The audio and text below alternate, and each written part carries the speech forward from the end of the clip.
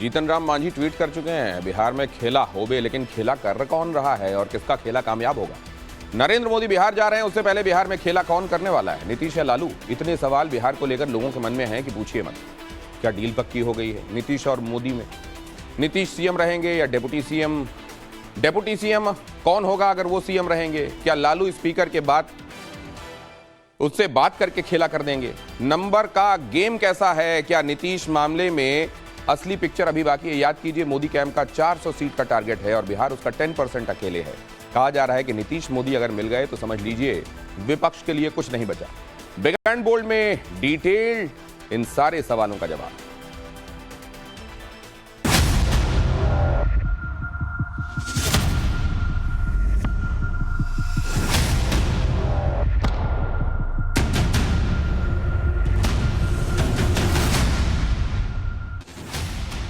इसे राजनीति का इशारा कहें या कुछ और, लेकिन दो बड़े नेताओं के बीच जब कुर्सी आई है तो राजनीति का खेल होकर रहा है। स्थान पटना का गांधी मैदान, मौका गणतंत्र दिवस समारोह का। बिहार की सियासत का मौसम बदला हुआ था। बिहार के सत्ताधारी गठबंधन के खेवैयों की दिशा एक दूसरे से पलटी हुई थी। सुबह तो फिर भी गनीमत थी, शाम होते होते सियासी मौसम और भी बिगड़ गया। स्थान बिहार का राजभवन, मौका राज्यपाल की चाय पार्टी। मुख्यमंत्री नीतीश कुमार तो कस्टम निभाने राज्यपाल के न्योते पर आए, लेकिन उप मुख्यमंत्री तेजस्वी यादव के न आने पर उनकी कुर्सी तक हटानी पड़ी।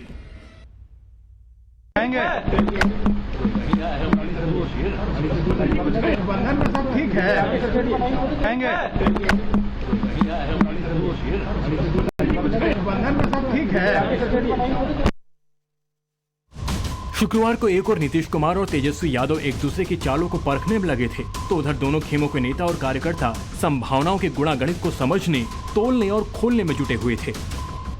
तो मुझे नहीं मालूम है कि नीतीश कुमार यहाँ रहेंगे, वहाँ रहेंगे, कहाँ रहेंगे, लेकिन मैंने आज दिल्ली में भी कहा था कि राजनीति में कोई दरवाजा परमानेंट बंद नहीं होता, आवश्यकता के अनुसार दरवाजा खुलता रहता है, बंद होता रहता है। भाई हम लोग एनडीए में हैं, एनडीए का जो निर्णय होगा वो मान्य होगा।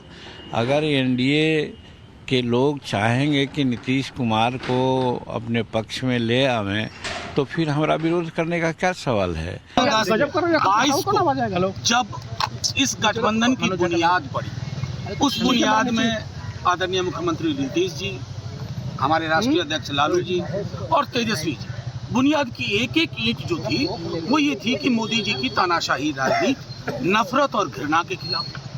थोड़ा कंफ्यूजन है और माननीय मुख्यमंत्री जी भी देख रहे होंगे कि ये कंफ्यूजन सोशल मीडिया में, मेन स्ट्रीम मीडिया में, अखबारों में चल रहा है। तो जाहिर तौर पर हम तो गठबंधन के मुखिया माननीय नीतीश कुमार जी से ही आग्रह कर सकते हैं कि शाम तक इस कंफ्यूजन को दूर कर दें। यूं तो मौजूदा बिहार विधानसभा के नीतीश कुमार की पार्टी जेडीयू के आंकड़ों की हैसियत तीसरी है, लेकिन राजयोग नीतीश कुमार के साथ ही रहा है। पहले बीजेपी की बैसाखी पर और पिछले लगभग 1.5 साल से आरजेडी के समर्थन से नीतीश कुमार मुख्यमंत्री हैं।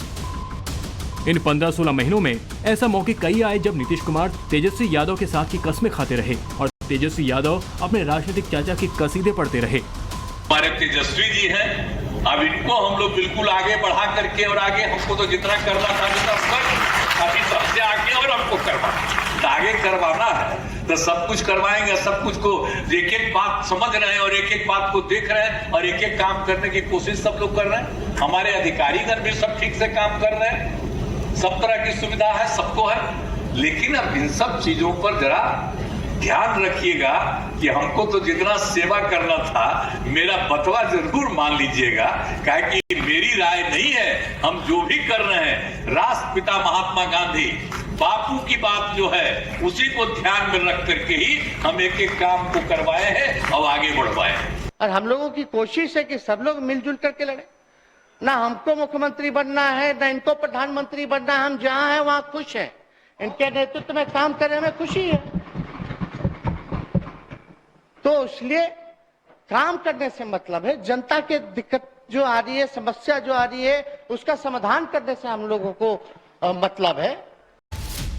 क्या ये 2024 के लिए बिहार में सीट समीकरण और वोट समीकरण में नफे नुकसान के आकलन का असर है, क्या ये राम लहर में आगे निकलती दिख रही बीजेपी के सामने नीतीश कुमार का सरेंडर है? क्या ये नीतीश कुमार की खुद की खीस है कि वो विपक्ष के काफिले का नेतृत्व करने की बाजी हार रहे हैं तो अब पाला बदल रहे हैं? याद कीजिए जब इंडी गठबंधन बना नहीं था, याद कीजिए जब विपक्ष के 26-28 दल एक साथ नहीं आए थे, याद कीजिए जब नरेंद्र मोदी को टक्कर देने के लिए नीतीश कुमार के समर्थक नीतीश कुमार जैसे अनुभवी और मंझे नेता को विकल्प बता रहे थे। तब ये नीतीश कुमार ही थे जिन्होंने विपक्षी एकजुटता की पहल की थी। लेकिन फिर याद कीजिए कि कैसे नीतीश कुमार को इस पहल का सिला मिला।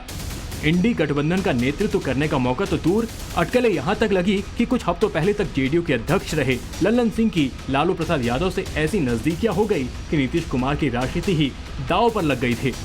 राजनीति का कालचक्र एक बार जब फिर से घूमता दिख रहा है, तब नीतीश कुमार का वो पुराना अवतार याद पड़ने लगता है जब वो बीजेपी के साथ थे और बिहार विधानसभा में तब के नेता प्रतिपक्ष तेजस्वी यादव के खिलाफ बात बात पर भड़क उठते थे।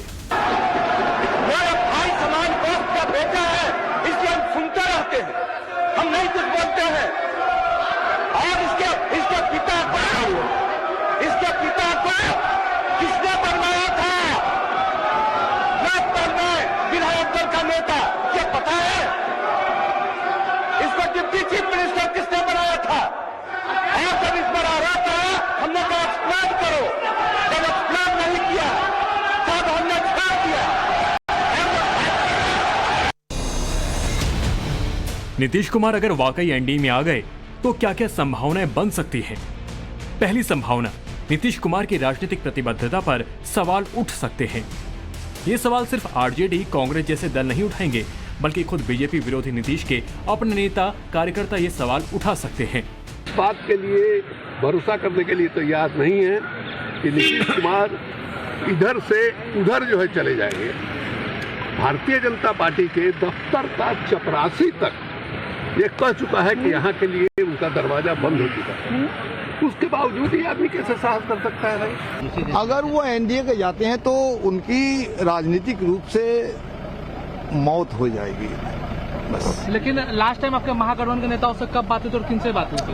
अभी लास्ट टाइम 11 बजे मेरी बातचीत हुई माननीय वित्त मंत्री विजय कुमार चौधरी से। उन्होंने कहा कि ऐसी कोई बात नहीं है।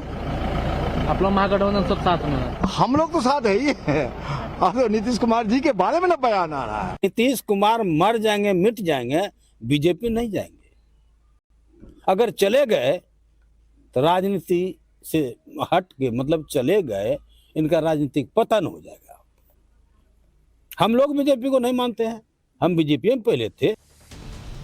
पहली संभावना अगर नीतीश के कटघरे में खड़े होने की है, तो दूसरी संभावना 2024 के चुनावी शतरंज पर विपक्ष पर बीजेपी के शहमाद के खेल की है।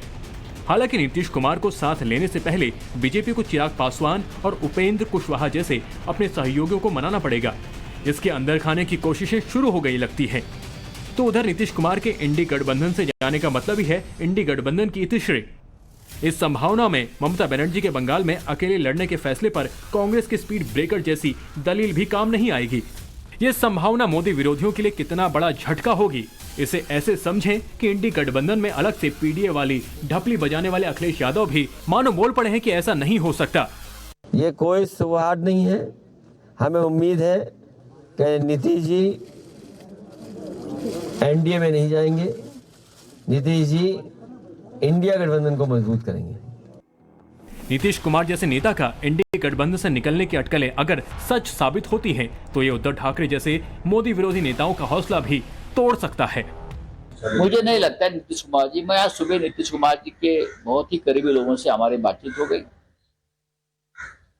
और मुझे लगता है ये जो बातें है ये उसमें तथ्य नहीं है। नीतीश कुमार जी हमें छोड़कर कहीं नहीं जा रहे और हम भी उनको छोड़ेंगे नहीं। इंडी गठबंधन पहले ही ममता बनर्जी और अरविंद केजरीवाल के कांग्रेस के साथ तल के रिश्तों से कमजोर हो चुका है। बंगाल में आने के बाद कल हमारे एक छोटा सा निवेदन ये था कि सिलीगुड़ी में हमें एक सभा करने की अनुमति दिया जाए, लेकिन यहाँ की प्रशासन वो अनुमति नहीं दिए हैं। राहुल गांधी जी की सभा चलते चलते बहुत सारे तख्तियाँ खड़ा किए गए थे। देखिए, बंगाल में अगर सत्तारूढ़ पार्टी के खिलाफ कोई तख्तियाँ खड़े करते तो पुलिस वालों ने तुरंत उसमें कार्रवाई करते। कमजोर दिख रहे विपक्ष को उस नरेंद्र मोदी से टक्कर लेनी है जिनकी एक एक नीति और रणनीति नपी तुली दिख रही है। हाँ, अगर नीतीश कुमार उनके साथ फिर आते हैं तो उन्हें भी वोटरों को भरोसा दिलाना होगा कि ये बिहार के हित में ही है। वैसे नीतीश कुमार ऐसे कई मौके आए हैं या विपक्ष की लीक से हटकर नरेंद्र मोदी के साथ खड़े नजर आए हैं। शायद इससे मोदी को मदद मिले। ब्यूरो रिपोर्ट, टाइम्स नाउ, नव भारत।